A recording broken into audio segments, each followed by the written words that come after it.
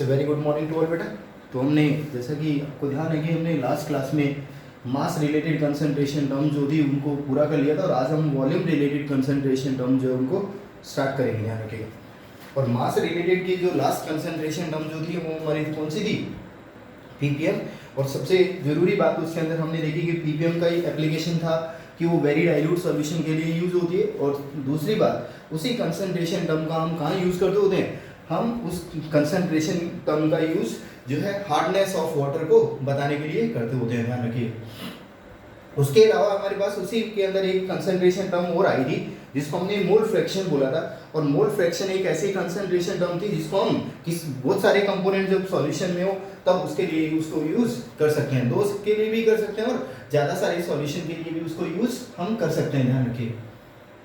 आज हम volume related concentration terms जो है उनको डिस्कस करने जा रहे हैं। और वॉल्यूम रिलेटेड कंसंट्रेशन टर्म जो थी वो हमारी कौन कौन सी थी? वॉल्यूम रिलेटेड कंसंट्रेशन टर्म जो थी वो वीवी परसेंटेज, वेट वॉल्यूम परसेंटेज, और एक थी हमारी कौन सी? मोलैरिटी। ये मोलैरिटी है, ध्यान रखिएगा, ठीक है। और 4 नंबर जो थी वो हमारी थी नॉर्मेलिटी, और 5 नंबर जो थी वो हमारी थी फॉर्मेलिटी। वो थी हमारी कौन सी? फॉर्मेलिटी। और ये सारी की सारी कंसंट्रेशन टर्म जो है इनमें वॉल्यूम ऑफ सॉल्यूशन कंसीडर होगा। Volume of solution is taken, या volume of solution is taken, ठीक है। वॉल्यूम ऑफ सॉल्यूशन को हम यूज करेंगे इसके अंदर। और सब दूसरी बात कि it is depend on temperature, it is depends on, क्या बोलो? टेम्परेचर। ये टेम्परेचर पर सब डिपेंड करेगी। कैसे डिपेंड करेगी वो भी थोड़ा समझ लेते हैं। एक बात को बड़ा ध्यान रखिएगा कि टेम्परेचर और वॉल्यूम में एक रिलेशन है और वो डायरेक्टली प्रोपोर्शनल का रिलेशन है। डायरेक्टली प्रोपोर्शनल का मतलब ये है बेटा कि अगर ये बढ़ेगा तो उस रिस्पेक्ट में ये भी बढ़ेगा, अगर ये घटेगा तो उस रिस्पेक्ट में ये भी घट जाएगा, ध्यान रखिए। इसका मतलब ये दोनों डायरेक्टली प्रोपोर्शनल है। और ऐसा क्यों होगा कि टेम्परेचर बढ़ाने से वॉल्यूम बढ़ेगा? तो मान लो इस बात को हम ऐसे कन्वीनियंटली यूज कर लेते हैं। एक मान लो कोई गैस का मॉलिक्यूल है आपके पास, उसको मैं 2 टेम्परेचर पर रखा हूं, एक बार 25 डिग्री के ऊपर और एक बार उसको 50 डिग्री के ऊपर। तो अगर मैं तुमसे पूछूं कि सेम अमाउंट है, मान लो यहाँ पे अमाउंट ऑफ गैस सेम जो है वो, या mole of gas same, gas जो है वो इक्वल है, यहाँ पे भी जो है दोनों में, मतलब दोनों के अंदर मोल जो है गैस के वो इक्वल है, इक्वल मोल ऑफ गैस है दोनों में।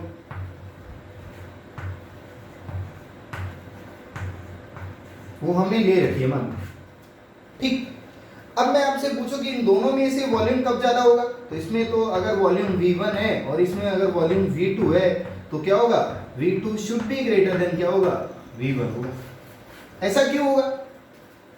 तो ऐसा इसलिए होगा क्योंकि जैसे जैसे आप टेम्परेचर को बढ़ाओगे, मतलब 25 से जब आप 50 डिग्री पे आओगे तो क्या होगा? Kinetic energy of gas molecule क्या होगी? बढ़ेगी। Kinetic energy of gas molecule क्या होगी? बढ़ेगी। और अगर काइनेटिक एनर्जी बढ़ेगी तो क्या होगी? गैस ज्यादा सारे वॉल्यूम में डिफ्यूज हो जाएगी, ध्यान रखिए। डिफ्यूज होने का मतलब होता है कि जो भी खाली स्पेस हो उसमें गैस का अपने आप चले जाना, ध्यान रखिए। गैस का वो स्पेस ऑक्यूपाइड कर लेने की जो कैपेबिलिटी जो होती है that is said to be, क्या बोलो? डिफ्यूजन। उसको हम डिफ्यूजन बोलते होते हैं, ध्यान रखिएगा, ठीक है। तो इसलिए आप ध्यान रखिए कि जितनी भी वॉल्यूम रिलेटेड टर्म होती है, अगर हम उनमें टेम्परेचर बढ़ाएंगे तो वॉल्यूम बढ़ेगा, और वॉल्यूम बढ़ने का जो रीजन होता है वो काइनेटिक एनर्जी होती है, ध्यान रखिएगा, ठीक है। और काइनेटिक एनर्जी इसके क्यों बढ़ता है? क्योंकि इसमें क्या हो जाता है बोला आपका, उनकी डिफ्यूज करने की जो रेट होती है वो बढ़ जाती है, ध्यान रखिएगा, ठीक है। अब हम थोड़ा और बात को समझते हैं, और बात को समझते हैं थोड़ा। अब हम एक एक कंसंट्रेशन टर्म जो है उसको यूज में लेके आ रहे हैं। तो पहली कंसंट्रेशन टर्म है हमारी कौन सी? Volume percentage. इसको कभी कभी हम बाय वॉल्यूम परसेंटेज भी बोलते हैं, इसको कभी कभी हम बाय वॉल्यूम परसेंटेज भी बोलते होते हैं। और कभी कभी हम इसको, और आपको एक बात पता है कि वॉल्यूम पहले वाला V किसका है बोलो? सॉल्यूट का। और दूसरा वे किसका है बोला आपका यहाँ पे? सॉल्यूशन का। इस सॉल्यूशन के लिए। तो आपको एक बात पता है कि दोनों में हम क्या ले रहे हैं, दोनों के वॉल्यूम का रेशियो लेंगे, क्योंकि ये वाला v ऊपर आएगा और ये वाला v नीचे आएगा, अपने को ये बात तो पता ही। ठीक, इसका मतलब ये हुआ कि हम जब दो क्वांटिटी का अगर रेशियो लेते हैं तो उसको तो हम फ्रैक्शन कहते हैं। तो इसका मतलब हम ये क्या कह सकते हैं, इसको वॉल्यूम फ्रैक्शन परसेंटेज भी हम इसको कह सकते हैं बेटा। ठीक, कोई दिक्कत वाली बात तो है नहीं। अब अगर अपने मान लो इसकी डेफिनेशन की बात करें, और आपको एक बात पता है कि वॉल्यूम जो है वो हमेशा किसमें होगा, ये भी ml में होगा और ये भी ml भी होगा, कोई दिक्कत वाली बात तो है नहीं। तो अब अगर मान लो मैं इसकी डेफिनेशन की बात करूं तो इसकी डेफिनेशन क्या रहेगी, volume of solute in ml that is present in 100 ml of solution।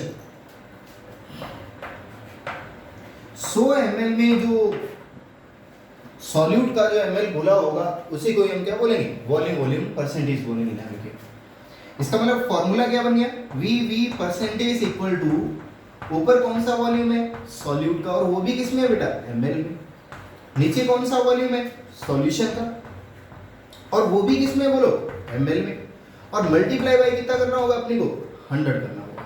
तो then it is said to be क्या बोलो, वॉल्यूम परसेंटेज। ध्यान रखिएगा, कोई दिक्कत वाली बात तो नहीं, ठीक है। जैसे कि मान लो, और एक बड़ी ध्यान रखिए आप, इस टर्म का बहुत कम एप्लीकेशन है हमारे सिलेबस में, ध्यान रखिएगा, हम ज्यादा इसको यूज नहीं करेंगे, ध्यान रखिएगा।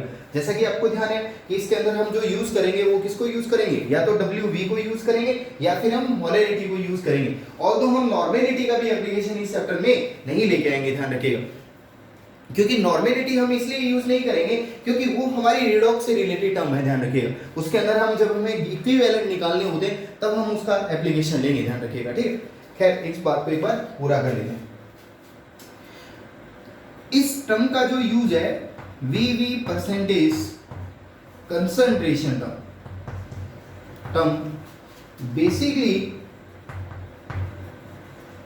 Use for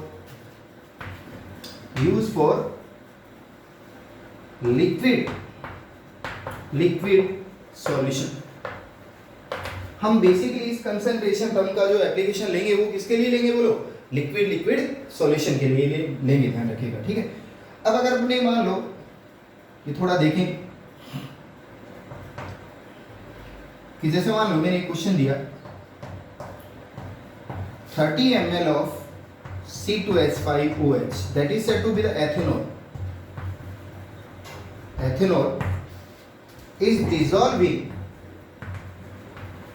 is dissolving 70 ml of water। हमने इसको 70 ml ऑफ वाटर में डिसॉल्व कर दिया। तो देन कैलकुलेट वॉल्यूम परसेंटेज, तब आपको उसका वॉल्यूम परसेंटेज फाइंड आउट करके बताना। तो क्या आंसर आएगा वो थोड़ा देख लेते हैं, सॉल्यूशन करके देख लेते हैं। तो पहली बात कि अगर मेरे से वी परसेंटेज पूछे तो फॉर्मूला बनाने में तो मुझे कोई तकलीफ है ही नहीं। ऊपर वाला v किसके लिए है बोलो, ऊपर एक v आएगा वो है सॉल्यूट का, और नीचे एक v आएगा वो है किसका, सॉल्यूशन का, और मल्टीप्लाई बाय कितना हो जाएगा बोलो 100। ऊपर वाला v कितना है बोलो 30। अपॉन में ये बात ध्यान रखें कि सॉल्यूशन लेना है, और ये किसका है, सॉल्यूट। ये कौन है बोलो, आपका सॉल्वेंट। तो टोटल लेना है बेटा, तो इतना कितना हो जाएगा 100 मल्टीप्लाई बाय 100। तो दैट्स व्हाई वी कैन से 30% सॉल्यूशन वी हैव गिवन।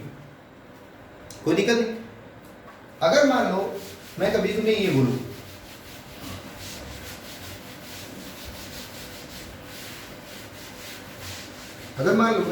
ये बोलूं, बड़ा ध्यान दीजिए, थोड़ा अच्छा क्वेश्चन है।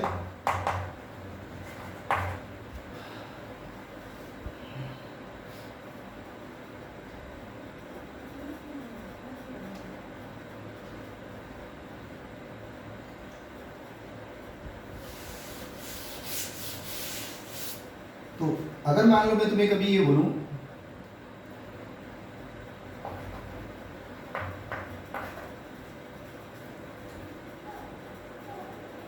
90% by volume methanol aqueous solution by solvent 90% by volume according volume of solvent। ये बड़ा ध्यान दिया ना, ये नाम बड़ा इंपॉर्टेंट है। solvent of CH3OH aqueous solution is given, then calculate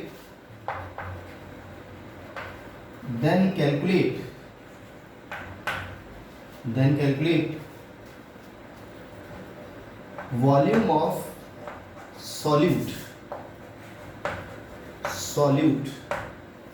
in its solution। अपने को इसके सॉल्यूशन में वॉल्यूम ऑफ सॉल्यूशन बताना है। तो ये कैसे बताइए, देखो एक बात बड़ी ध्यान रखिए बेटा, ये बहुत इंपॉर्टेंट स्टेटमेंट हम बोलने जा रहे हैं। एक बात हम पहले सॉल्यूशन में लिख ले रहे हैं और नोट, आपने जितने भी कंसंट्रेशन टर्म बनाई, कंसंट्रेशन में आपने बेसिकली ये बताया कि कंसंट्रेशन वो होती है जो मुझे सॉल्यूट की जानकारी दे। अब ये परसेंटेज टर्म जो है वो आपके सॉल्यूट के लिए जानकारी नहीं दे रही, आपको सॉल्वेंट की जानकारी दे रही। तो अगर आपने कभी ऐसा कर दिया, अगर आपने मान लो ये कर दिया 90 equal to V solute upon 100 into 100 अगर आपने कर दिया और V इक्वल टू 90 ml निकाल दिया, तो इसका मतलब ये गलत हो जाएगा। और हम करते भी ऐसे ही, क्योंकि हम क्वेश्चन को बहुत अच्छे से तो पढ़ते ही नहीं। इसका मतलब ये हुआ कि हमें ऐसा नहीं करना है। ऐसा क्यों नहीं करना है? क्योंकि ये परसेंटेज जो है यहाँ पे कोई इसकी परसेंटेज होती है, ये परसेंटेज हमेशा सॉल्यूट की होती है, न कि सॉल्वेंट की होती है। इसलिए इस बात को ध्यान रखें कि जब भी आपको किसी क्वेश्चन में वेट परसेंटेज या वॉल्यूम परसेंटेज अगर आपको दे दे और वो ऑफ सॉल्वेंट दे दे, नहीं कुछ दिया होगा तो अब तो कैजुअल अंडरस्टूड होगा वो कि वो सॉल्यूट की जानकारी दे रहा है, ध्यान रखें।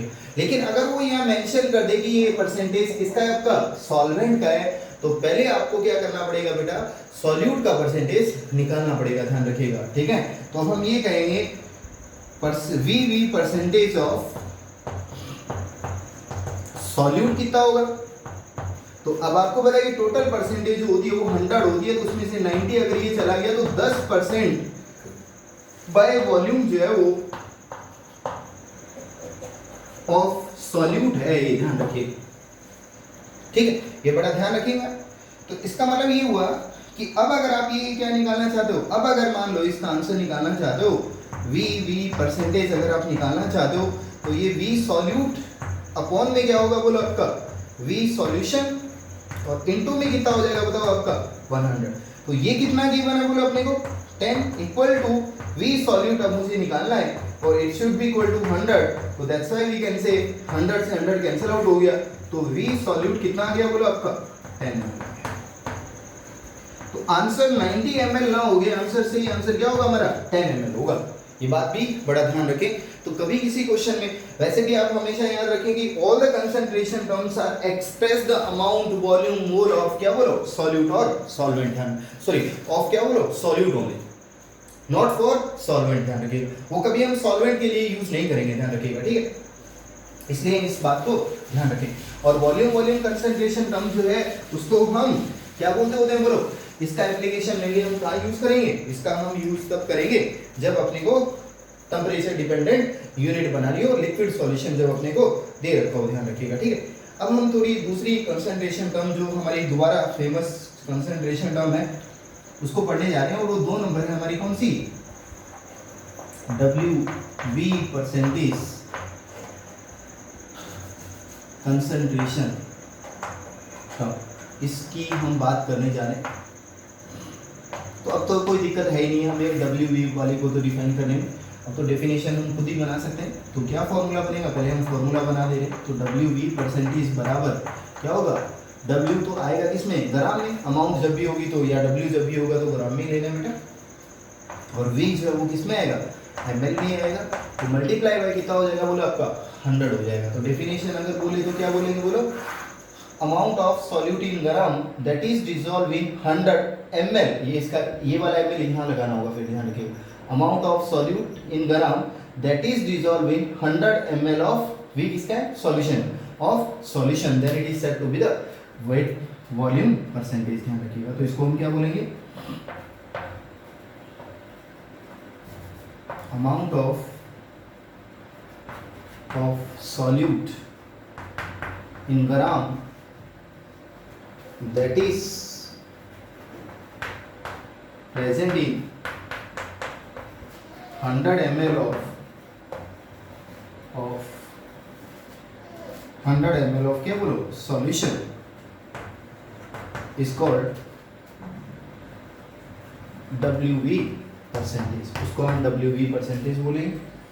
और ये भी बड़ी एक इम्पोर्टेंट कंसंट्रेशन टर्म है। तो जब भी कुछ, और एक बड़ी बात ध्यान रखें कि बहुत ध्यान रखने वाली बात है कि अगर मान लो मैंने तुम्हें x परसेंटेज किसी का दे दिया और इसके अगल बगल मैंने कुछ नहीं लिखा कि ये WV है कि वॉल्यूम परसेंटेज है कि WW परसेंटेज है कि WV परसेंटेज है, तब हम क्वेश्चन को कैसे अप्रोच करें। तो ये बात बड़ा ध्यान रखें कि अगर आपको x परसेंटेज की जानकारी नहीं है, if very very important point है, ये ध्यान रखिएगा,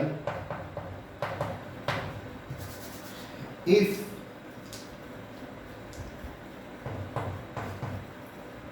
we have no information about percentage concentration term, then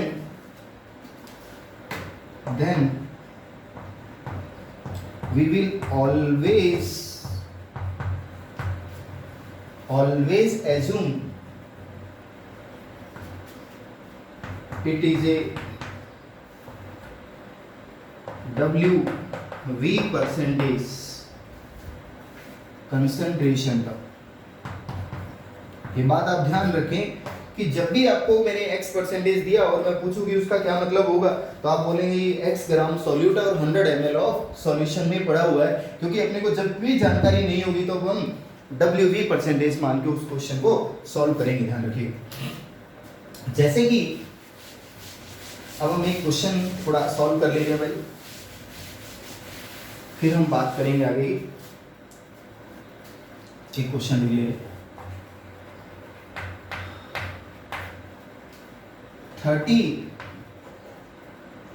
gram of urea is dissolved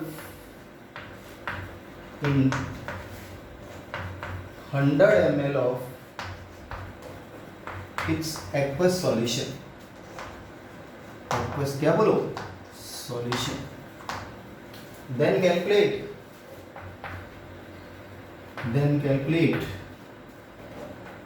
its concentration in WV percentage। कैसे सॉल्व करेंगे इस बात को, तो बिल्कुल आसान है, ये तो बहुत आसान सा क्वेश्चन है हमारा। तो W कितना है बताओ आपका 30 ग्राम, V कितना है बोलो आपका, V है हमारा कितना 100 है। तो हम क्या कह सकते हैं, WV परसेंटेज जो होगा वो किसके बराबर आ जाएगा, 30/100 इंटू कितना बोलो 100, तो मल्टीप्लाई करके अगर सॉल्व करेंगे तो ये हो जाएगा कितना 30% का आंसर हो जाएगा। कोई दिक्कत तो है नहीं। अब अगर मान लो हम थोड़ी और बात करें, इसमें जो अच्छे क्वेश्चन होंगे वो पहले भी जैसे मैंने बताया आपको कि डेंसिटी बेस्ड क्वेश्चन होंगे, ध्यान रखिएगा इसके अंदर। तो अगर कभी मान लो मैंने आपको ऐसे बोला, हम एक रिलेशन डेवलप कर लेते हैं ताकि हमारा काम बहुत आसान हो जाए। रिलेशन निकाल ले रहे हैं हम between WW percentage and WV percentage, ये हम एक रिलेशन डेवलप करना चाहते हैं, ठीक है। और अपने को क्वेश्चन में गिवन होगा, गिवन डेंसिटी ऑफ सॉल्यूशन मुझे गिवन, ठीक, तो मैं उसको उसमें कैसे कन्वर्ट करूंगा, तो डब्ल्यू परसेंटेज जो होती है वो क्या होती है, डब्ल्यू सॉल्यूट ग्राम में, बटा में कौन आ गया, डब्ल्यू सॉल्यूशन, इनटू कितना आ गया बताओ, 100। मैं इससे क्या निकालना चाहता हूँ, डब्ल्यू वी परसेंटेज निकालना चाहता हूँ, तो डब्ल्यू वी बनाना चाहता हूँ मैं इसको। अब देखो एक बात तो यहाँ श्योर है कि यहाँ डब्ल्यू है, यहाँ पे भी डब्ल्यू है, लेकिन नीचे पंगा है, यहाँ डब्ल्यू है तो यहाँ वी है, ये भी बहुत ध्यान रखिए। सॉल्यूशन, और ये हमारा ग्राम में सॉल्यूशन, और वो हमारा एमएल में सॉल्यूशन, एमएल में सॉल्यूशन, ये किसमें बोलो हमारा, एमएल सॉल्यूशन इन एमएल, ये अपने को जानकारी गिवन। तो अब हम इस बात को कैसे सॉल्व करें और कैसे इस बात को प्रूफ करें कि ये वाली टर्म इसमें चली है, तो हम एक काम करते हैं, नीचे वी लाने के लिए एक काम कर लेते हैं, डेंसिटी जो होती है वो क्या होती है, W अपॉन या मास अपॉन वॉल्यूम होती है।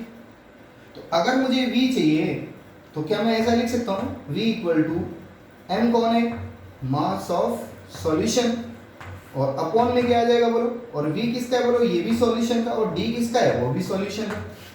डेंसिटी जो होती है वो मतलब मास भी सॉल्यूशन का और वॉल्यूम के भी सॉल्यूशन का, जब उन दोनों का रेशियो लेंगे तो वो डेंसिटी होती है, ध्यान रखिए।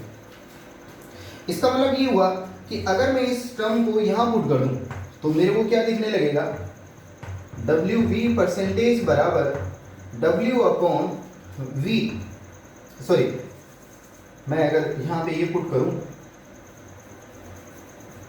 डब्ल्यू परसेंटेज,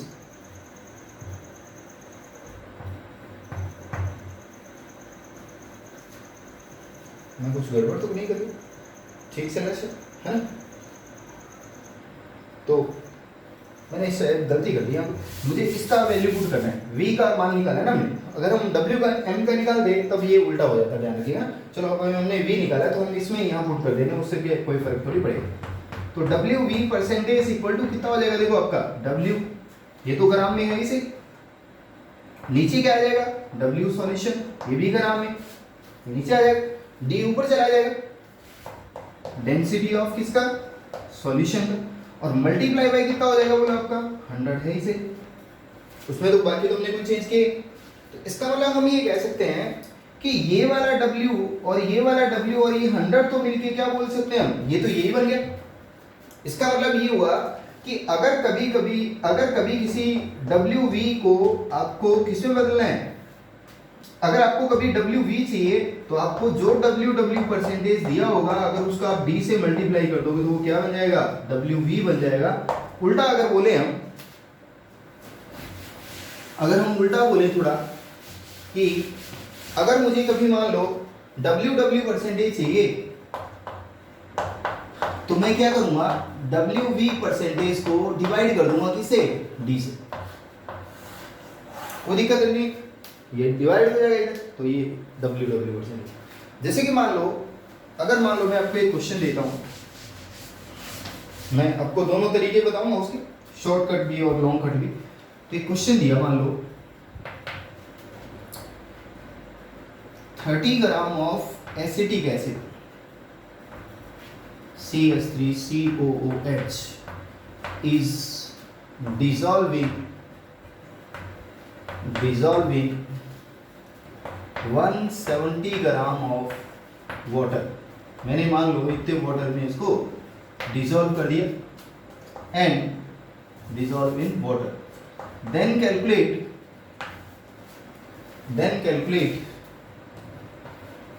बड़ा ध्यान देना, first number weight percentage, second number weight volume percentage, third number जो है वो दे दिया अपने को मोल फ्रैक्शन, फोर्थ नंबर अपने को दे दिया उसने मोलेलिटी। ये मान लो इतनी बातें अपने को निकाल के दिखाने है, और उसने साइड में यहाँ पे एक ब्रैकेट में लगा के लिख रखा है, इफ, यहाँ ब्रैकेट में कर देते, डेंसिटी ऑफ सॉल्यूशन जो है वो मान लो मुझे 1.2 ग्राम पर ml दी, ये आपको अदर एक्स्ट्रा इंफॉर्मेशन गिवन है।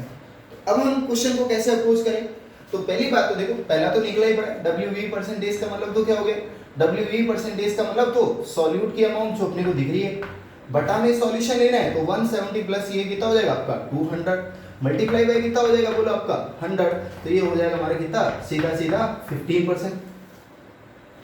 अभी हमने इन दोनों का रिलेशन देख लिया, तो WV में अगर इसको बदलना होता है तो अपने क्या करते हैं 15 इंटू क्या कर देंगे बोलो इसको D से मल्टीप्लाई कर देंगे, 1.2 से मल्टीप्लाई कर देंगे, तो ये कितना हो जाएगा बोलो आपका 0 और 12 और 1 6 18 हो जाए, तो ये हो जाएगा हमारा पॉइंट जी, तो 18% हो गया। और ये बात बड़ी दिख रही होगी आपको कि एक सॉल्यूशन का WV जो होगा वो हमेशा WW से क्या होगा ज्यादा होगा। ये बात बड़ा ध्यान रखें कि अगर मैं आपको किसी सॉल्यूशन का WV पूछता हूं उसी टेम्परेचर के ऊपर, क्योंकि टेम्परेचर अगर बदल जाएगा तो V बदल जाएगा ना, इसका मतलब सेम टेम्परेचर के ऊपर सेम सॉल्यूशन का WV जो होता है वो ज्यादा होता है और WW जो होता है वो क्या होता है बोलो उसका कम होता है। ये बात ध्यान रखें आप, ठीक है, नॉर्मली किसी सॉल्यूशन का। अब अपने को क्या निकालनी है उसकी मोल फ्रैक्शन, तो अगर अपने को इसकी मोल फ्रैक्शन निकालनी है तो अपने को तो मोल चाहिए, तो मोल कैसे निकालें हम इसका, तो पहले अपने को क्या निकालना पड़ेगा मोल ऑफ एसिटिक एसिड निकालना पड़ेगा, ठीक है। तो मोल ऑफ एसिटिक एसिड क्या होगा बोला आपका 30 अपॉन में 60 इक्वल टू ये हो जाएगा अपना 0.5 मोल। और ऐसे ही अगर मान लो मैं तुम्हें कहूं कि मोल ऑफ वाटर निकालना है तो मोल ऑफ वाटर कितना हो जाएगा बोलो आपका 170 डिवाइड बाय कितना हो जाएगा बोलो आपका 80, तो सॉल्व करेंगे तो ये हो जाएगा अप्रोक्सीमेटली अपना कितना, अप्रोक्सीमेटली ले रहा हूं फिर मैं फिर से मैं इसको तो मैं इसको 9 कर दे रहा हूं, ठीक है, 8 पॉइंट समथिंग आएगा आपको दिख रहा है, ठीक है। तो ये हमारा 8 पॉइंट समथिंग से तो क्या आएगा 9 से तो थोड़ा ज्यादा ही आएगा है ना, तो ये हो जाएगा हमारा 9 पॉइंट कैरी आएगा हमारा 8, ठीक, तो 0 और 18 4 कितना हो जाएगा बोलो आपका 9.4 मोल जो है हमारे पास इसका आ जाएगा, मैंने ये लिया, ठीक। तो अब अगर आपको इसकी मोल फ्रैक्शन चाहिए, इसकी अगर आपको एसिटिक एसिड की मोल फ्रैक्शन चाहिए तो क्या करते हैं बेटा उसके अंदर हम उसके मोल जिसके बारे में हम बात करें और बटा में टोटल मोल, और टोटल मोल कितना हो जाएगा बोलो आपका 9.9 जो है ये टोटल मोल हो जाए, तो ये अगर हम निकालेंगे तो ये आपका इसका मोल फ्रैक्शन आ जाएगा। और अगर मान लो मुझे इसकी मोलेलिटी निकालनी है तो मोलेलिटी का और मोल फ्रैक्शन का फिर से हमने रिलेशन देखा था, तो उसका रिलेशन क्या था बताओ आपका, तो मोलेलिटी बराबर दो तरीके हैं, देखो एक तरीका तो डायरेक्टली सॉल्व हो जाएगा सीधा ही हो जाएगा 30 अपॉन में 60 इंटू 170 और मल्टीप्लाई बाय 1000, ये तरीका भी सही है अगर आप यूज करना चाहो, और ये तरीका भी हम यूज कर सकते हैं तब XA इंटू में 1000 अपॉन में कितना हो जाएगा बोलो आपका 1 minus XA into molecular mass, हम ये भी यूज कर सकते हैं, ध्यान रखिए इसमें कोई दिक्कत तो है नहीं। तो ये दोनों बातें कन्वीनियंटली है और हम सॉल्व कर सकते हैं, और ये अगर ये हमें रिलेशन पता है, देखो अगर ये रिलेशन पता है तो हमारा काम देखो कितना आसान हो गया। तो ये बात भी आप थोड़ा ध्यान रखें, रिलेशन वगैरह जो उनको भी याद रखें, साथ साथ ध्यान रखिएगा, ठीक। अब हम कभी कभी कुछ ऐसे करें, मान लो ठीक है, कुछ ऐसे सॉल्व करके देखें इसको। मान लो मैंने आपको ये दिया, ठीक है, मान लो कि हम लोग जो है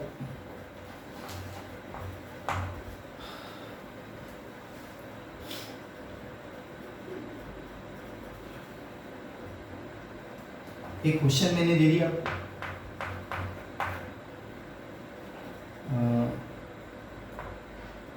15% ऑफ यूरिया एक्वस सॉल्यूशन है, ऑफ यूरिया एक्वस सॉल्यूशन आपको गिवन है, तो देन कैलकुलेट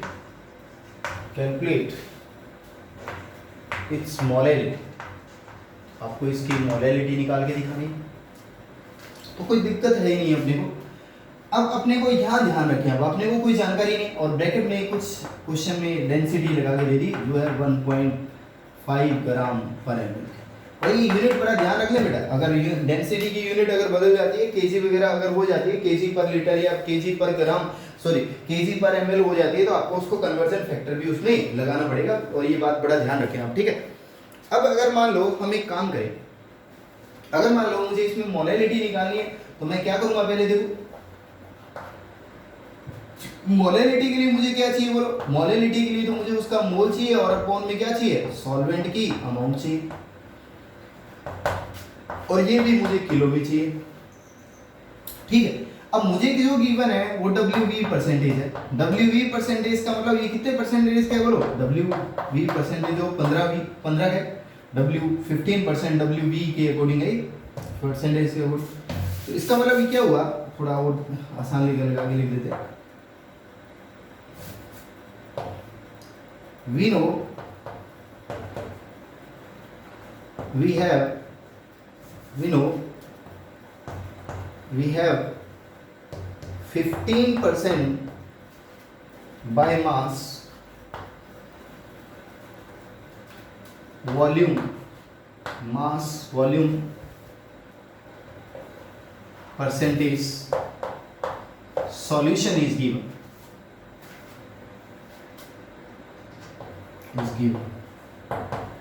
और इसका मतलब क्या है, इसका मतलब ये है कि सॉल्यूशन के अंदर 15 ग्राम तो कौन है हमारा, 15 ग्राम तो यूरिया का है, और वॉल्यूम कितना है सॉल्यूशन का, वो हमारा 100 ml है।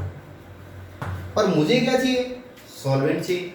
तो एक काम करूं मैं, पहले इस V को पहले मैं मास बना लेता हूं, मास ऑफ सॉल्यूशन बना लेता हूं।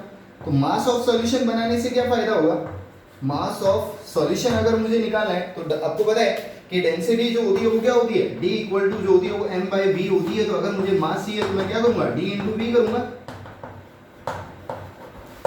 तो इसका मतलब अगर मुझे मास ऑफ सॉल्यूशन चाहिए तो मैं D इंटू वी क्या कर दूंगा, बोला आपका V कर दूंगा। और V कितना है बोला आपका 100, और D कितना दिया है क्वेश्चन ने आपको, क्वेश्चन ने आपको D तो दिया है 1.5। तो ये हो जाएगा कितना बताओ आपका, मास ऑफ सॉल्यूशन हो जाएगा आपका 15 ग्राम। कोई दिक्कत नहीं। सॉल्यूशन कितने का बोला आपका, कुछ गड़बड़ कर दिया ना, ठीक ठीक है, ठीक, कोई दिक्कत नहीं। ये कितना हो जाएगा बोला आपका 15 ग्राम। तो अब अगर अपनी मान लो एक बात करें कि मैं अगर यूरिया का मोल निकालने जाऊं, यूरिया का अगर मैं मोल निकालने जाऊं तो ये तो किसका हो गया बोला आपका, नहीं कुछ गड़बड़, इसको थोड़ा कम कर देते, 10% कर देते हैं। ये तो बेटा चलो थोड़ा हमारा गलत हो गया, 10% है ना। तो इसका मतलब क्या हुआ, सॉल्वेंट का अमाउंट किसके बराबर आ जाएगा, तो W सॉल्वेंट जो होगा हमारा वो हो जाएगा कितना, 15 तो टोटल है, उसमें से 10 ये घट गया, तो कितना बच जाएगा बोलो आपका, ये बच जाएगा हमारा 5 ग्राम का सॉल्यूशन है। 5 ग्राम तो उसमें सॉल्वेंट भी प्रेजेंट है, ध्यान रखिएगा, ठीक है।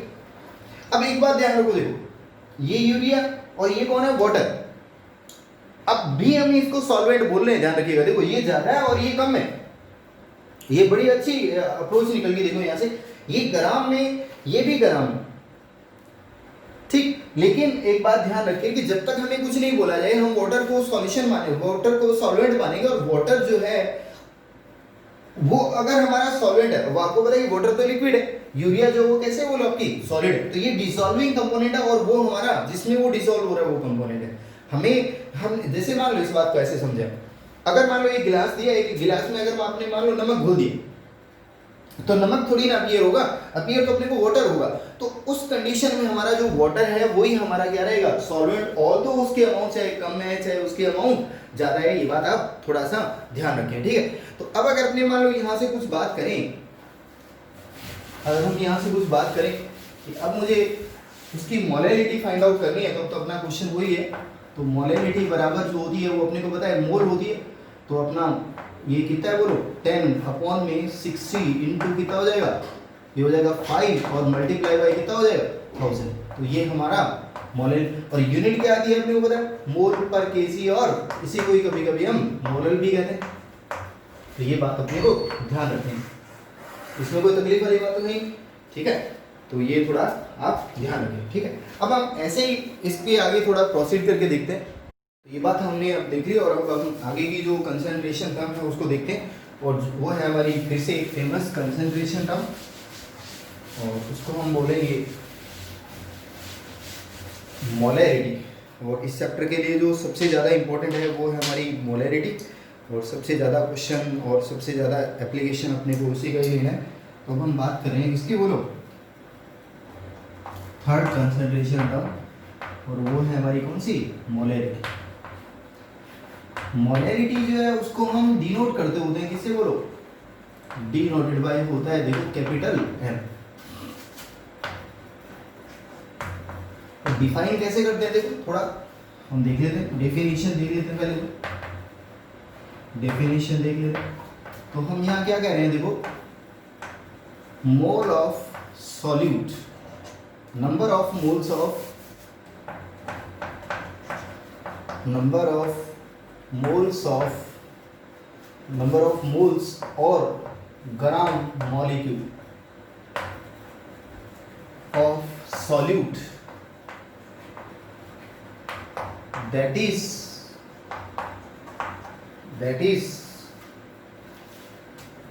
dissolving in 1 liter of solution। इसका मतलब क्या हुआ कि मोलैरिटी जो होती है वो होती क्या है, मोल किसका, सॉल्यूट का, और बटा में क्या बोलो, वॉल्यूम किसका, सॉल्यूशन का, और ये भी किसमें बोलो, लीटर में। तो अगर मान लो मैं तुम्हें कहूं कि हम इसका फॉर्मुलेशन करें तो m इक्वल टू मोल को हम इंडिकेट करते होते हैं स्मॉल n से, और वॉल्यूम जो है उसको v से, और ये लीटर में हुआ, ठीक। और अब अगर मान लो हम इसकी यूनिट की बात करें तो यूनिट क्या होगी, ऊपर कौन है बोलो, मोल, और नीचे कौन है, लीटर, तो यूनिट हो जाएगी अपनी कौन, मोल पर लीटर। मोल पर लीटर का एक छोटा नाम है कौन, मोलर, और मोलर को कभी कभी हम एम से भी लिखेंगे, कैपिटल एम लगा के भी लिखेंगे, तो ये की बात है, ठीक। और सबसे बड़ी बात देखो इसके अंदर हम फिर क्या कंसीडर करें, वॉल्यूम ऑफ सॉल्यूशन, तो इसका मतलब it is temperature dependent unit, ध्यान रखिएगा, it is temperature dependent concentration term, ये हमारी टेम्परेचर डिपेंडेंट कंसंट्रेशन टर्म। तो अब अगर अपने मान लो इसको थोड़ा सॉल्व करते हैं, हम थोड़ा और आगे सिंप्लीफाई करते हैं। अब अपने को पता है कि जो मोलैरिटी है वो क्या है हमारी, mole upon volume in litre. अगर वॉल्यूम ml में हुआ तो क्या हो जाएगा बोलो आपका, मोल अपॉन वॉल्यूम अगर ml में है तो मुझे इसको लीटर में कन्वर्ट करना होगा, तो मल्टीप्लाई बाय क्या हो जाएगा, 1000। और अगर मैं मोल की वैल्यू पुट करूं तो मोल किसके बराबर होता है, W upon molecular mass into में क्या हो जाएगा V, और इनटू में क्या हो जाएगा बोलो आपका 1000। और अगर ये हमारा ml है, या फिर क्या हो जाएगा, कभी कभी number of particles upon Avogadro number into में क्या होगा बोला आपका V सॉल्यूशन का ml में, और मल्टीप्लाई बाय कितना हो जाएगा बोला आपका 1000, क्योंकि अपने को पता है कि मोल जो होता है वो W बाय मतलब मोलर मास भी होता है, और equal to N upon Na भी होता है। तो इन दोनों का वैल्यू मैंने यहाँ पुट करके और इसको थोड़ा और आगे सिंप्लीफाई कर दिया, ठीक, कोई दिक्कत नहीं। हम क्वेश्चन करने से पहले इस फॉर्मूले को एक बार थोड़ा और देख लेते हैं, और इसको हम एक नाम दे देते हैं, रिलेशन निकालते हैं किसका, WV का और मोलैरिटी। बड़ा सिंपल और कॉमन है, दिख रहा होगा आपको। मैं एक काम करता हूं, मोलैरिटी को ऐसे लिख दे रहा हूं, W अपॉन में मोलर मास तो फिक्स है ही सही, और V हमारा ml में है ही,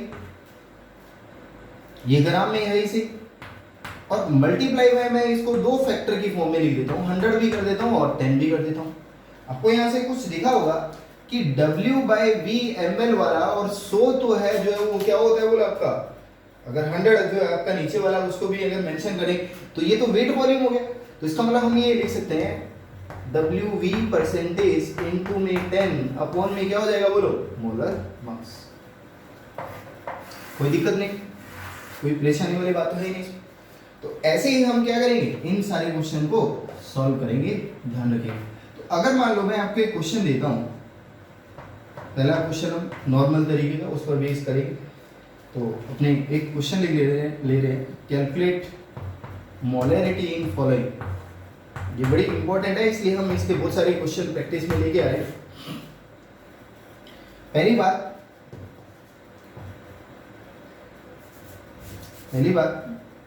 3.42 gram sugar in 0.5 dm³ solution. ठीक, तो कुछ नहीं, ये तो डायरेक्ट ही सॉल्व हो गया। मोलैरिटी बराबर 3.42 अपॉन कितना हो जाएगा बोलो आपका 342 शुगर है, तो शुगर आपको पता है कि कौन होती है C12H22 और O कितनी होती है बोलो 11 और इसका मोलर मास कितना होता है 342 ग्राम पर मोल। ठीक है, तो मल्टीप्लाई बाय कितना हो जाएगा बोलो आपका 0.5 और अब अगर इसको सॉल्व करेंगे तो ये 0.1 और ये ऊपर जाएगा तो कितना हो जाएगा आपका 0.1 आगे 0.01 सर 0। ठीक है, अब अगर सॉल्व करेंगे तो ये कितना हो जाएगा बोलो आपका ये कैंसिल आउट, तो एक जीरो नीचे आ जाएगा तो ये हो जाएगा कितना 0.02 मोलर और मोल पर लीटर। ये हमारा पहला क्वेश्चन हो गया, सिंपल तरीके का क्वेश्चन पहले था। दूसरा थोड़ा सा और थोड़ा सही करके देखते।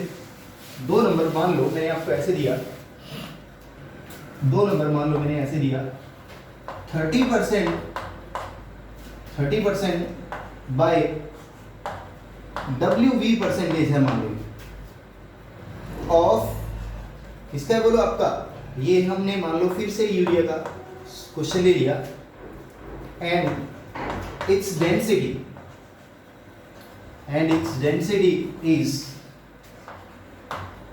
is 2.5 ग्राम पर ml। ये मान लो अपने को इसकी डेंसिटी दे दी। ठीक, तो अपने से एक बात और पूछ ली एंड आल्सो कैलकुलेट क्या बोलो, अपने को थोड़ी सी इसमें कैलकुलेशन और बोल दी इसने, W परसेंटेज भी अपने को इसमें फाइंड आउट करके इसको बताना ध्यान रखिए। तो अगर हम सॉल्यूशन करें इसका तो अपना क्या आंसर आ जाएगा, देखो as we know that molarity जो है वो है क्या WV परसेंटेज तो है ही सही, मल्टीप्लाई बाय कितना हो जाएगा 10 और अपॉन में क्या था बताओ आपका मोलिकुलर मास। और क्वेश्चन ने तो यहाँ लिखे दी थी अपने को कि ये क्वेश्चन जो है वो WV के अकॉर्डिंग चल रहा है, तो इसका मतलब हम ये कह सकते हैं ये कितना हो जाएगा बोला आपका 30 अपॉन यूरिया का मोलर मास कितना है बोला आपका 10 मल्टीप्लाई बाय कितना हो जाएगा 10, तो ये हो जाएगा आपका कितना 5 मोलर का सॉल्यूशन और 5 मोल पर लीटर का सॉल्यूशन आपको ये गिवन। अगर आपको इसको WV को WW में कन्वर्ट करना है तो we know that WW percentage जो होती है सॉरी WV परसेंटेज जो होती है वो किसके बराबर होती है बोलो आपकी WW और इनटू में 100 इनटू में D के बराबर होती है।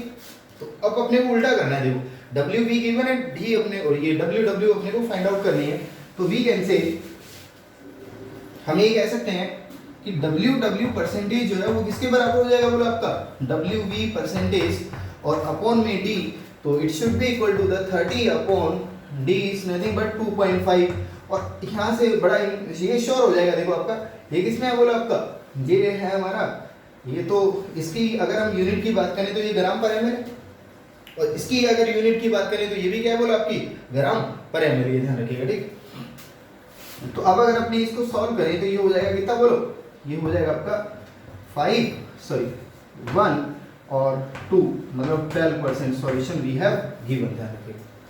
ठीक, इज दैट क्लियर और नॉट। और यहां से ये फिर से मतलब क्लियर हो गया कि for a particular solution WV percentage is always greater than क्या बोलो WW परसेंटेज, ध्यान रखिए इसमें कोई दिक्कत नहीं। तो इस तरह से हम मोलैरिटी के क्वेश्चन जो है उनको अप्रोच करेंगे और थोड़ा और देख लेते हैं, एक क्वेश्चन और लास्ट देख लेते और कुछ बातें और थोड़ा देख लेते। क्वेश्चन से पहले हम थोड़ी और बात जानकारी ले लेते हैं। आपको ध्यान होगा कि पीछे हमने कुछ मोलैरिटी के लिए कुछ टर्म्स लिखी थी, मोलल, डेसीमोलल, डेकामोलल, ऐसे कुछ टर्म्स लिखी थी, वही बातें हम यहाँ पे भी यूज कर सकते हैं। तो ये आपका मतलब कन्वीनियंट वे जो है और मैं ऐसे लिख दे रहा हूँ कन्वीनियंट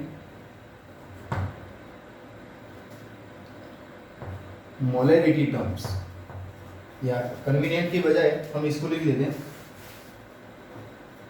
सम यूजफुल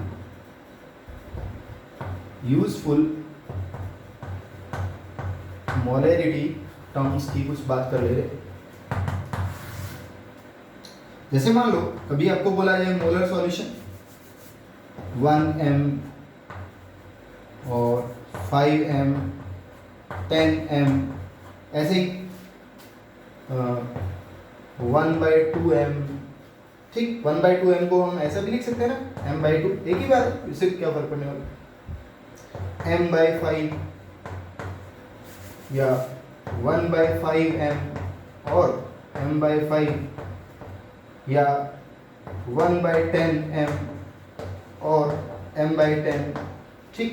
कभी ऐसा भी बोल सकते और कभी वो 100 वाली टर्म भी यूज कर सकते, 1/100m और m/100। हम ये सारी बातें इसके लिए कन्वीनियंटली बोल सकते हैं। तो अगर कभी 1m हुआ तो इसका मतलब क्या हुआ कि देखो 1 आंसर कब आएगा हमारा, सिंपल बात है, ध्यान रखिएगा जो भी टर्म्स आगे लिखे वो सब के मोल है और 1 लीटर में घुलने वाले हैं सब। तो इसका मतलब क्या हुआ, 1 मोल 1 लीटर में, 5 मोल 1 लीटर में, 10 मोल 1 लीटर में, 1/2 मोल 1 लीटर में, 1/5 मोल 1 लीटर में, 1/10 मोल 1 लीटर में और 1/100 मोल 1 लीटर में। ध्यान रखिएगा, यस और नो। तो we can say it is a क्या बोलो, molar, it is said to be the pentamolar, it is said to be the decamolar or it is said to be the semimolar, it is said to be the pentimolar, it is said to be the decimolar or it is said to be the centimolar। इसको हम centimolar भी कह सकते हैं, कोई दिक्कत तो नहीं, ठीक। तो ये इस तरीके से हम इसको यूज करेंगे, ध्यान रखिएगा, ठीक।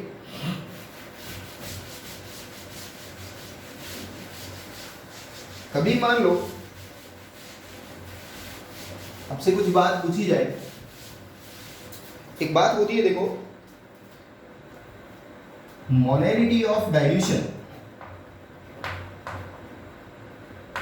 मोलैरिटी ऑफ डाइल्यूशन, ये भी बड़ी इंपॉर्टेंट बात है, ध्यान रखिए। डाइल्यूट करने का मतलब कुछ ऐसा होता है, देखो एक सॉल्यूशन है, ये सॉल्यूशन ए है मान, ठीक। और अब आपको यहां से ये बातें क्लियर हो गई होगी, कंसंट्रेशन के बहुत सारे वे हैं बोलने के, ध्यान रखिएगा। ग्राम पर लीटर भी है, मोल पर लीटर भी है, मोल पर केजी भी है, ध्यान रखिएगा, ठीक है।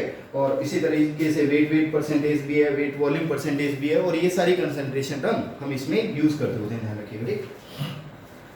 तो अगर मान लो मैं तुम्हें ये कहूँ कि सॉल्यूशन की जो कंसंट्रेशन है वो कुछ m1 है, ध्यान रखिएगा। m1 मतलब मोलैरिटी, ठीक है, मतलब m1 मोल 1 लीटर वाला, ठीक। उससे तो कोई दिक्कत है नहीं, हम m1 बोल दो तो इसका मतलब m1 मोल 1 लीटर में, x मोलर बोल देते तो x मोल पर लीटर में, तो उससे कोई दिक्कत वाली बात है नहीं। और अब ये श्योर है, देखो ये पहले कोई सॉल्यूशन है तो इसका कुछ ना कुछ तो वॉल्यूम होगा ही सही। मान लो इसका वॉल्यूम हमारा कितना है, कुछ v1 वॉल्यूम हमारा इनिशियली है, ध्यान रखिए। डाइल्यूट करने का मतलब ये होता है कि आप उसमें पानी डालो, डाइल्यूट करने का मतलब ये होता है कि आप उसमें पानी को ऐड कर दो। तो इसका मतलब ये हुआ कि अगर मान लो मैंने इसमें क्या कर दिया, x ml ऑफ वाटर को ऐड कर दिया, x ml ऑफ वाटर को क्या कर दिया मैंने, ऐड कर दिया। तो अगर मैंने इसमें x ml ऑफ वाटर को ऐड कर दिया तो अब हमारा क्या होगा, मतलब अब देखो बिल्कुल एक बड़ा ध्यान रखिए, अब अगर मैं इसमें पानी डालूंगा तो ये ऑब्वियस है कि इसमें वॉल्यूम बढ़ेगा, और ये वॉल्यूम बढ़ के कितना हो जाएगा बताओ आपका, ये वॉल्यूम हमारा बढ़ के किसके बराबर हो जाएगा फाइनली, जितना पानी तुमने डाला वो अंडरस्टूड है ना वो तो, और कुछ पहले से था, पहले से कितना था v1, कुछ पानी हमने डाल दिया x वाटर। बस ये ध्यान रखें कि दोनों की यूनिट आपकी सेम होनी चाहिए।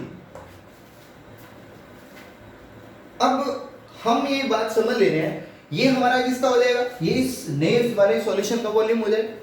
तो इसका मतलब ये किसके बराबर है बोलो आपका, ये बराबर है हमारा v2 के। तो v2 क्या है हमारा, फाइनल वॉल्यूम है, ये हमारा फाइनल वॉल्यूम है पानी मिलाने के बाद का। और पानी मिलाने के कॉन्सेप्ट को क्या बोलते होते हैं अपने डाइल्यूशन बोलते होते हैं। Adding of water at a constant temperature in the given solution is said to be the dilution. Is that clear? अब अगर मान लो मैं तुम्हें बोलूं कि मोलैरिटी होती क्या है, मोलैरिटी जो होती है वो n/v होती है, ध्यान रखिएगा। अब अगर मान लो तुमने v के साथ छेड़खानी की, इसको बढ़ाया इसको घटाया, तो क्या मोल नहीं बदलेगा? क्या मोल भी तो बदलेगा, और अगर ये बदल गया तो ये भी बदल जाएगी। इसका मतलब ये हुआ कि जैसे ही हमने v को चेंज किया मोल भी बदलेगा, और मोल बदलेगा तो मोलैरिटी भी बदलेगी। इसका मतलब ये है कि अगर मैं तुमसे ये बोलूं कि इस सॉल्यूशन की अगर मोलैरिटी m1 है तो क्या इसकी सॉल्यूशन की मोलैरिटी भी m1 होगी? नहीं, कभी होगी नहीं, वो ऑब्वियसली चेंज हो जाएगी। क्यों चेंज हो जाएगी? क्योंकि मोलैरिटी इज डिपेंडेंट ऑन क्या बोलो? Temperature, sorry, molarity is depend on क्या बोलो? वॉल्यूम। वो वॉल्यूम पे डिपेंड कर रही है। इसका मतलब इसका जो नई मोलैरिटी जो है उसको मैं निकालना चाहता हूं, लेकिन दोनों में एक खास बात रही है। देखो दोनों में क्या खास बात रही है? v बदल गया, v बदल गया, मैंने थोड़ा गलत बोल दिया, एक बार दोबारा आप देख लीजिए थोड़ा। मोलैरिटी जो है वो n/v है। अगर मैंने मान लो इसको बदल दिया, बढ़ा दिया, तो ये घट जाएगा, लेकिन क्या मोल के ऊपर कोई फर्क पड़ा क्या? नहीं, मोल के ऊपर कोई फर्क नहीं पड़ा। मोल के ऊपर कोई फर्क इसलिए नहीं पड़ा क्योंकि इस सॉल्यूशन में अगर मैंने 30 ग्राम यूरिया को डिसॉल्व किया था, तो आपने क्या यहाँ पे यूरिया डाली है क्या कोई और, या यूरिया को बाहर निकाला है आपने? ऐसा तो है ही नहीं कि सॉल्यूशन का क्रिस्टलाइजेशन करके और यूरिया को बाहर निकालिए, नहीं, आपने ऐसा नहीं किया।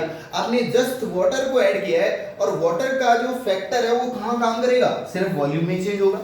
इसका मतलब ये हुआ कि इस सॉल्यूशन का मोल और इस सॉल्यूशन का मोल तो क्या रहने वाले हैं बोलो? बराबर बराबर रहने वाले। इसका मतलब क्या होगा? इसका मतलब ये होगा, पहली बात,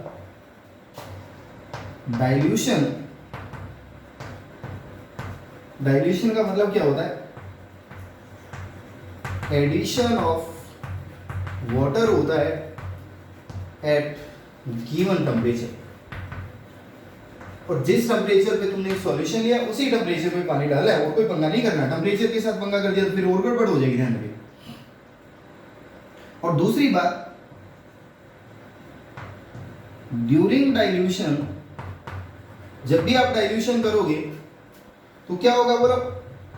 मोल्स रिमेन सेम, मोल में तो कोई छेड़खानी होगी, मोल तो सेम ही रहे। तो अगर हमने डाइल्यूशन किया और मोल अभी भी अगर सेम है, तो इसका मतलब हम ये कह सकते हैं कि mole of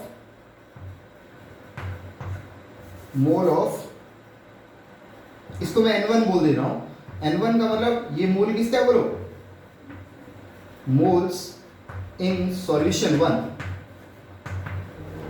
in solution A, इसको मैं सॉल्यूशन B बोल दे रहा हूं। और N2 को भी मैं क्या बोल दे रहा हूं?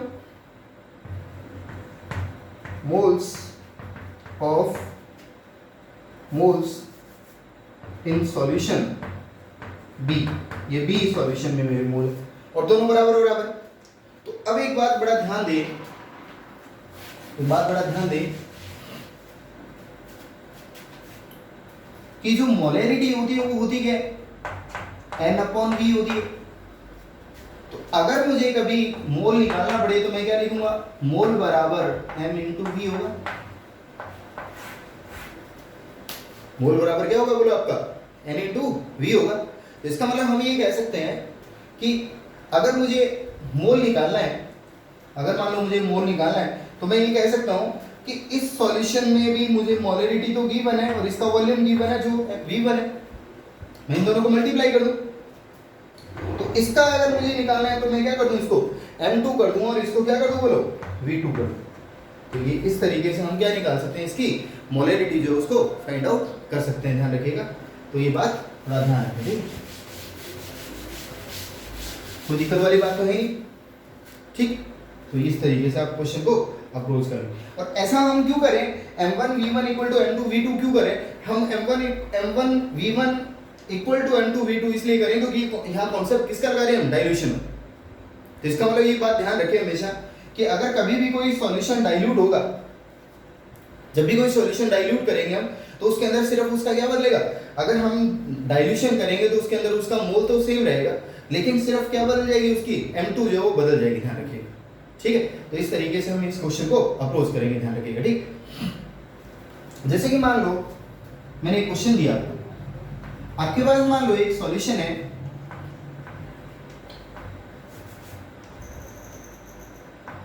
m/10 aqueous solution of urea, m/10 aqueous solution of urea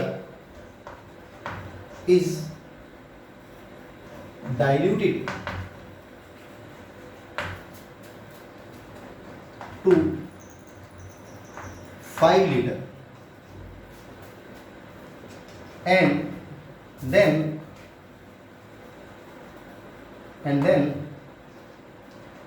its final concentration becomes, इसकी जो फाइनल कंसंट्रेशन है वो मान लो कितनी हो जाएगी, बोलो आपकी m/100 होगी। ठीक है, ये बात भी आपको यहाँ से चेक हो जाएगी कि ये हमेशा घटेगा इसे। Then calculate V1 and volume of water, आपको दोनों ही ये फाइंड आउट करके बताने। तो कैसे सॉल्व करें इसको, तो solution equal to m1 v1 equal to m2 v2। ठीक है, तो m1 जो है वो हमें गिवन है, मतलब एक पहले हमारा सॉल्यूशन जो था वो 1/10 का था और v1 उसका वॉल्यूम था जो अननोन है, मैंने उसको घटा के 1/100 का बना दिया और वॉल्यूम को कुछ कितना भी चेंज करके और फाइनल 5 कर दिया, ध्यान। तो इसका मतलब अगर आपको निकालना है क्या, बोलो v1 निकालना है, तो v1 इक्वल टू ये कितना हो जाएगा, बोलो आपका 50/100, तो ये हो जाएगा हमारा कितना 1/2 लीटर। ठीक है, क्योंकि वो आप कन्वीनियंट यूनिट देख लेंगे, जो भी उसके साथ यूनिट है वो यूनिट यहाँ आ जाएगी, ध्यान रखिएगा। ठीक, अगर वो लीटर है तो लीटर बन जाएगा और अगर ml है तो ml बन जाएगा, ध्यान रखिएगा। ठीक है, ये हमारा कौन आ गया, v1 आ गया।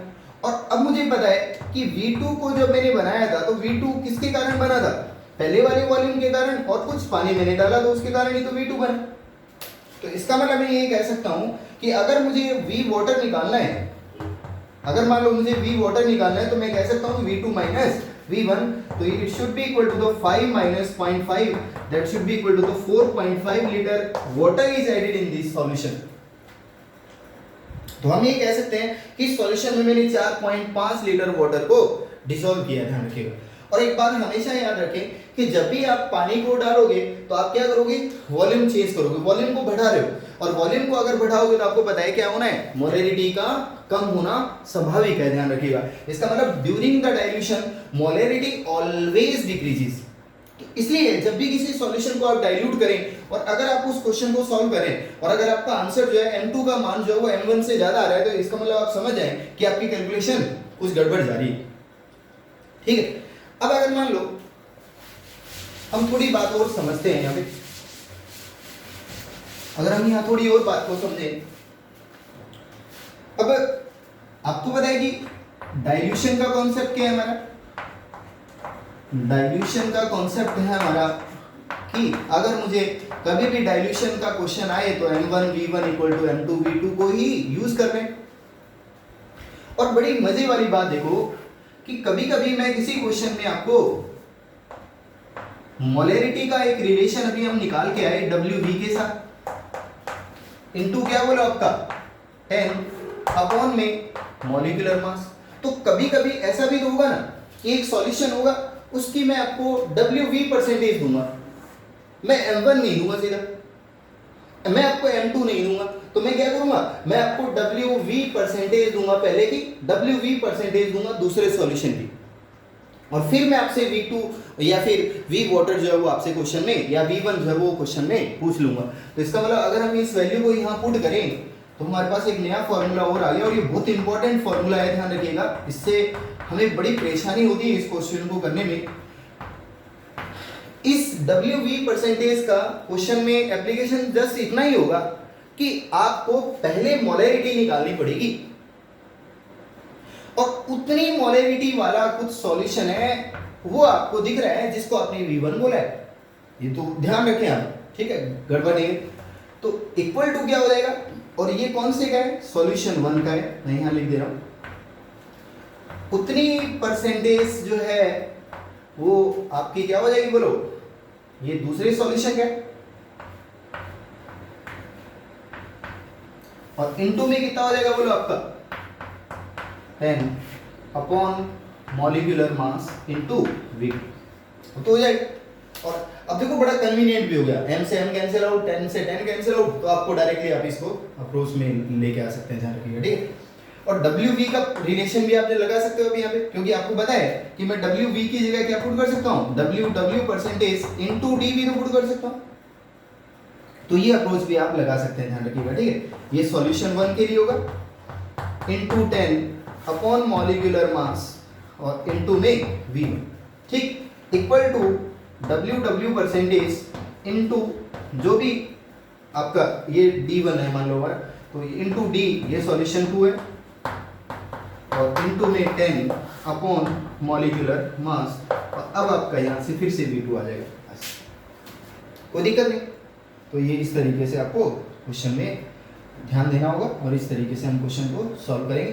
तो बाकी की ये कल हमारा कंसंट्रेशन टर्म जब लगभग 10-15 मिनट में जाएगा, तो 10-15 मिनट में हम कंसंट्रेशन टर्म को ख़त्म करके और फिर हम बाकी कल जो वेपर प्रेशर की बातें स्टार्ट करेंगे। तो आप यहाँ तक का टॉपिक जो सॉल्व करें, ठीक, गुड बाय।